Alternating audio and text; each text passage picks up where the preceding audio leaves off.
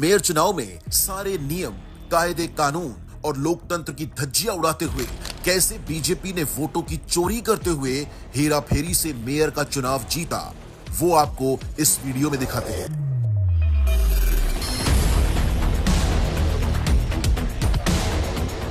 सबसे पहले आपको बताते हैं कि इस चुनाव में केंद्र की बीजेपी सरकार ने जिस व्यक्ति को चुनाव का पीठासीन अधिकारी बनाया था, उनका परिचय क्या है।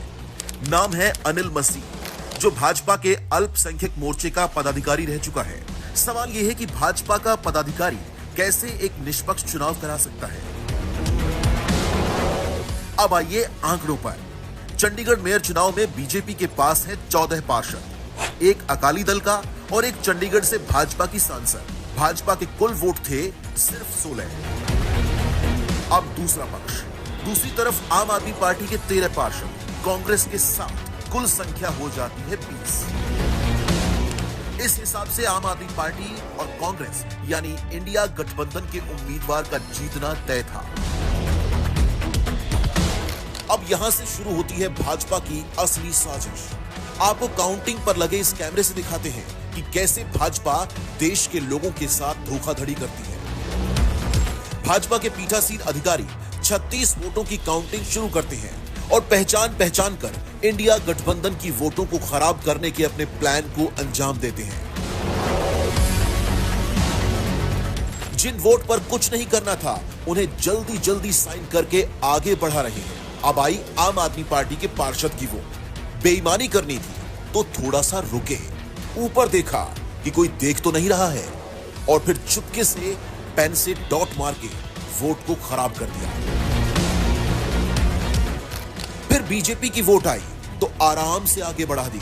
उसके बाद वो वोट आई जिस पर गड़बड़ी करनी थी तो चुपके से फिर से पेन चला दिया और वोट को खराब कर दिया। उसके बाद विपक्ष की एक और वोट आई, यानी तीसरी वोट, और उसे भी खराब कर दिया। फिर चौथी वोट खराब की, फिर पांचवी वोट खराब की, उसके बाद छठी, फिर सातवीं और ये 8वीं। एक एक करके आम आदमी पार्टी और कांग्रेस के 8 पार्षदों की वोट खराब कर दी ताकि बीजेपी के उम्मीदवार को जिताया जा सके। बीजेपी को जिताने के लिए पीठासीन अधिकारी इतना जल्दी में थे कि बीजेपी के उम्मीदवार को वहीं बराबर में ही खड़ा किया हुआ था और तुरंत उनको बुलाकर कुर्सी पर बिठा दिया। लोकतंत्र और संवैधानिक मूल्यों का खुलेआम चीरहरण किया गया। क्या मोदी जी इस तरह चुनाव जीतते हैं?